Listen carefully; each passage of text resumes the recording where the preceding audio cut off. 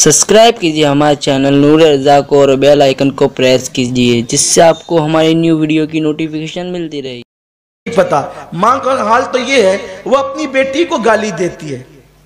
माँओं का हाल ये है, वो अपनी बेटी, और गालियां भी कैसी, मैं उन गालियों को नकल क्या करूं, लेकिन मुझे बड़े अफसोस के साथ कहना पड़ता है, मैंने इस्लाह करनी है आपकी।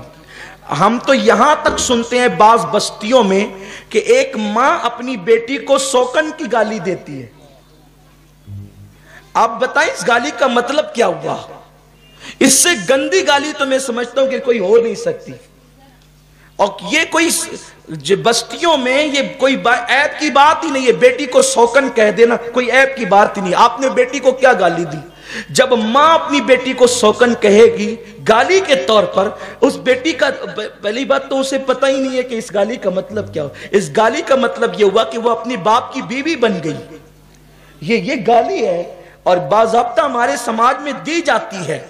मैंने इन गालियों को बस्तियों में अपने कानों से सुना है, इसलिए मैं बतौर मजबूरी आज ये बात कहने पर यहां मजबूर हूं। उस मां को तो ये गाली देने से पहले मर जाना चाहिए था जो अपनी बेटी को इतनी गंदी गाली दे रही है। जिहालत की भी हद होती है, इंतहा होती है। इसीलिए इस्लाम कहता है कि जाहिल औरतों से निकाह मत करो, दीनदार औरतों से निकाह करो। हम अपनी बच्चियों को पढ़ा नहीं रहे हैं, इसलिए ये जिहालत है, ये जिहालत की गंदगी है जिसने हमें वो दिन दिखाए हैं कि एक मां अपनी बेटी को इस तरह की गंदी गाली देती है। इस्लाम में तो पिस्सू को भी गाली देने की इजाजत न थी। पिस्सू, इस्लाम, अल्लाह के रसूल फरमाते हैं अगर तुमने पिस्सू को गाली दी तो क़यामत के दिन अल्लाह ताला उस गाली का तुमसे हिसाब लेगा। जब खटमर और पिस्सू को गाली देना नाजायज है तो बेटा और बेटियों को, आज बाप अपने बेटे को मां बहन की गाली देता है, बेटी को मां बहन की गाली देता है। बताओ क्या तरबियत होगी हमारे बच्चों की?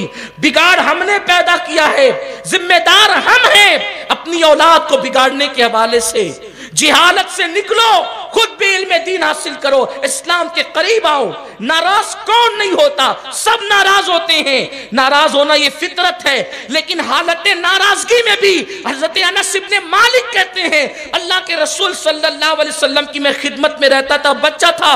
एक दिन हुजूर मुझसे नाराज हो गए इस पर कि मेरी माँ ने अंगूर दिए थे, मैं वो सारे अंगूर खा गया और खत्म कर गया। मेरी माँ ने कहा या रसूलल्लाह अंगूर पहुंचे। मेरे आका ने कहा कौन से अंगूर? कहा मैंने तो अनस के हाथ से भेजा था अंगूर। कहा मैंने पूछा, आका ने पूछा मुझसे अनस अंगूर क्या किया? कहा हुजूर मैं खा गया। सरकार ने कहा ओ दो कान वाले, ये अंदाज है, ओ दो कान वाले।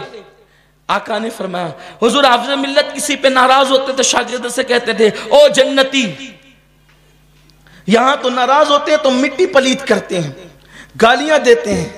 मां बेटे को गाली देती है, तेरा जनाजा चला जाए, उसका जनाजा जाएगा तो आप हंसेगी कि रोएगी। आप अपने आप को ही बद्दुआ देती है। ये जिहालत से आप कब निकलेंगे?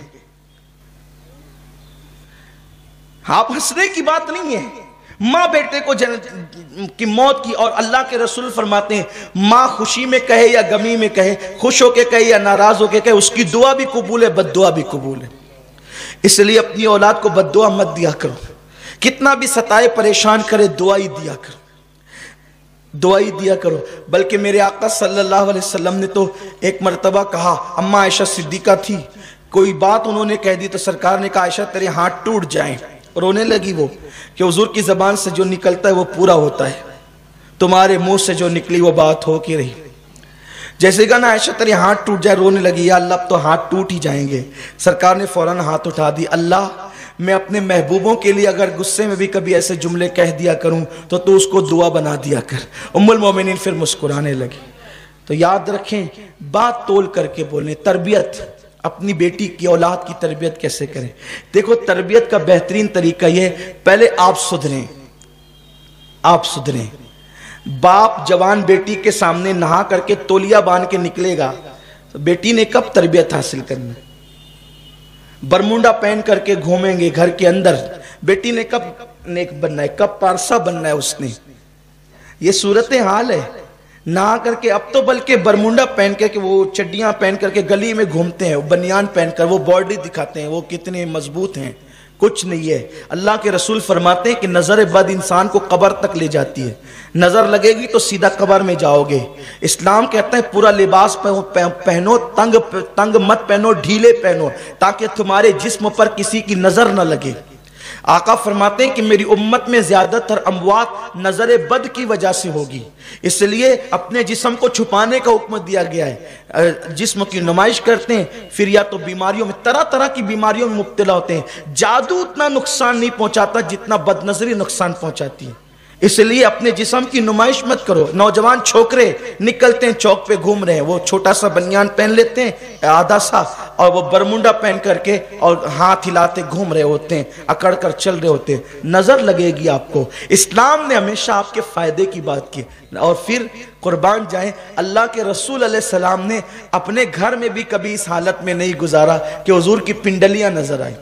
2 सहाबी के अलावा तीसरे किसी सहाबी ने मेरे नबी की पिंडलियों को भी नहीं देखा। पिंडलियों की बात करो, पिंडलियों की बदनसीबी ये है, आज तो बदनसीबी नहीं बल्कि कम नसीबी ये है कि आज मजहबी लोग जो है वो पिंडली दिखाते हैं, और जबकि हया है। और फिर वो कहते हैं कि टखनों से ऊपर पाजामा पहनना सुन्नत है। मेरे अजीज, टखनों से ऊपर पहनना सुन्नत है, पिंडली से ऊपर नहीं। जितना रसूलुल्लाह ने किया उतना ही करें, उससे ज्यादा ओवर नहीं करें। और बहुत ऊंचा पहनने वालों को हुजूर ने खवारिज की निशानी करार दिया है। उठा करके मिशकात की हदीस आप पढ़ें, खतीब बगदादी को उठा करके आप पढ़ें, आपको पता चलेगा अल्लाह के रसूल अलैहिस्सलाम ने खवारिज की अलामत करार दी है कि वो पिंडलियों तक पहनेंगे। हुजूर अलैहिस्सलातु व तस्लीम के का जो तहबन होता था वो टखनों से ऊपर होता था, बस यही सुन्नत है, इससे ज्यादा नहीं। लेकिन लोग सोचते हैं कि इससे नबी ने जो किया उससे कम भी ना करें, और जो किया उससे ज्यादा भी ना करें। एक मर्तबा हुआ ना ऐसा ही, एक साहब जो है वो रात भर मुसल्ले पे गुजारने लगे और बीवी से दूर रहने लगे। तो आका ने क्या फरमाया, क्या तू मुझसे ज्यादा अल्लाह से डरता है? मैं सोता भी हूं और जो है वो इबादत भी करता हूं, मैं खाता भी और रोजा भी रखता हूं, फिर मैं अलैकुम बिसुन्नती, तुम पर मेरी सुन्नत लाजिम है कि सो भी और इबादत भी करो, खाओ भी और रोजा भी रखो। यानी अपनी मर्जी से मत कोई काम करो, कानून अल्लाह के हबीब ने दिया है। तो लोगों का हाल यह है कि वो बरमुंडा पहन के घरों में घूमते हैं।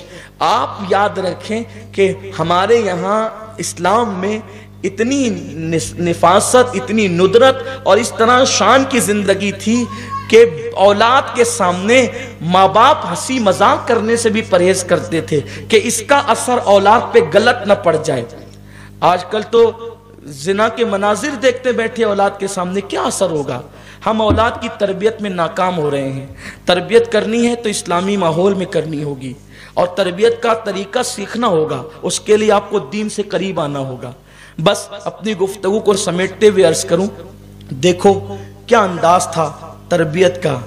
हजरत सैयदा सकीना के मुतालिक मैंने एक बात आपको वाक़यात करबला में बताई थी कि जब सैयदा सकीना होश में आई हैं और आने के बाद उनको पानी दिया गया है, तो उन्होंने पूछा कि क्या आप लोगों ने पानी पी लिया?